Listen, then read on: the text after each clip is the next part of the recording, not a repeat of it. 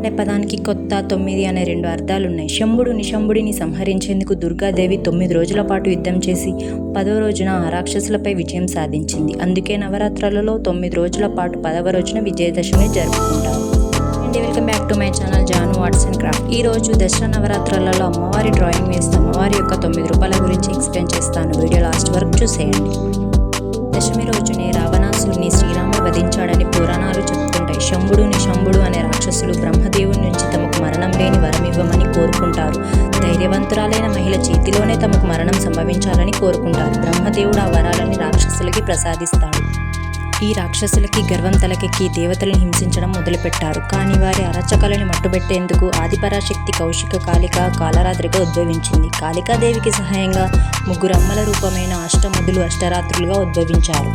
బ్రాహ్మిణి అనే బ్రహ్మశక్తి హంసవాహనంలో, కమండలంతో వైష్ణవి అనే విష్ణుశక్తి గరుడ వాహనంలో, శంకుచక్రాలు తామర పువ్వులు మహేశ్వరి అనే రూపంలో వృషభ వాహనంలో, త్రిశూలం వరముద్రతో కౌమారి అనే కార్తికేయ శక్తి మహేంద్ర రూపంలో, ఇంద్రుని శక్తితో ఐరావతంలో, వజ్రాయుధంతో వారాహిగా, చాముండేశ్వరిగా, నరసింహనిగా, ఆయుధాలతో కమలపీఠంలో నవరాత్రి దేవతలు ఉద్భవించారు.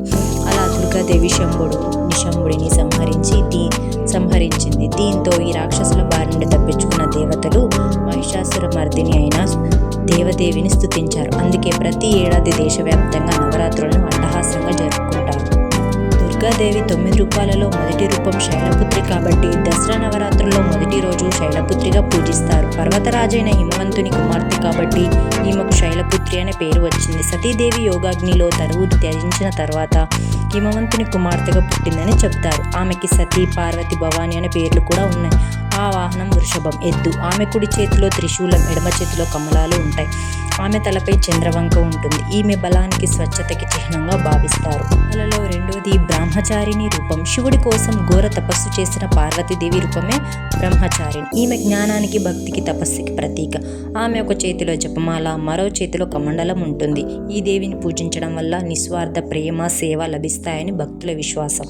ఇక 3వ రూపం చంద్రగంట రూపం. ధైర్యం, నిర్భయం, తేజస్సుకి ప్రతీక. ఈమె నుదిటిపై అర్ధచంద్రుడు ఉంటుంది. ఈమె కృప ఉంటే భక్తుల పాపాలు, శారీరక మానసిక కష్టాలు, దుష్టశక్తులు తొలగిపోతాయని నమ్మకం. ఇక 4వ రూపమైన కుష్మాండ దుర్గాదేవి. ఈమె పేరులో కు అంటే కొద్ది, ఉష్మ అంటే శక్తి, అండ అంటే విశ్వం అని అర్థం.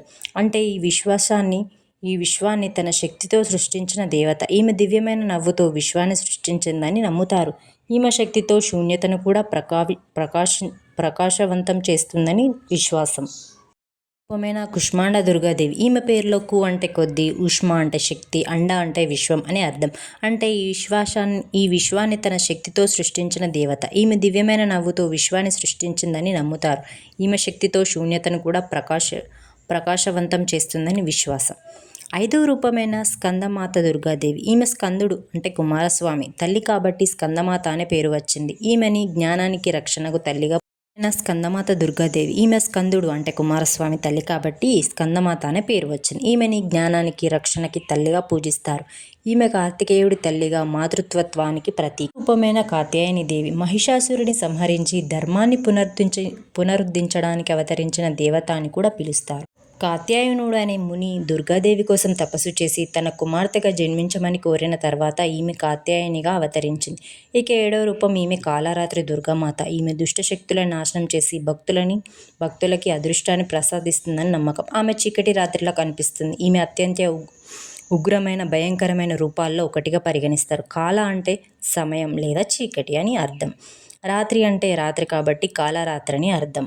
5వ రూపం మహాగౌరి రూపం. ఈమె చాలా ప్రకాశవంతమైనది, శుభ్రమైనదిగా పరిగణిస్తారు. మహాగౌరి కథ వింటే పార్వతీదేవి శివుడి కోసం చేసిన తీవ్ర తపస్సుని, తద్వారా ఆమె శరీరం నల్లబడిన మళ్ళీ స్వచ్ఛమైన తెల్లటి రూపాన్ని పొందిన విషయం అనేది తెలుస్తుంది. ఈ నవరాత్రిలో ఆఖరి అవతారమైన ఈ సిద్ధదాత్రి దుర్గాదేవి అమ్మవారు భక్తులు కోరుకున్న సిద్ధిని ప్రసాదిస్తుంది. వేద గ్రంథాల ప్రకారం శివుడు అన్ని సిద్ధుల్ని పొందడానికి సిద్ధిదాత్రి అమ్మవారిని పూజించాడని చెప్తుంటారు. ఇలా దుర్గాదేవిని పూజించడం ద్వారా చెడుపై మంచి సాధించిన విజయానికి ప్రతీకగా కూడా చెప్తారు. దేవి యొక్క 9 రూపాలు నాకు తెలిసిన విషయాన్ని మీతో షేర్ చేశానని అనుకుంటున్నాను. వీడియో నచ్చితే లైక్ చేయండి.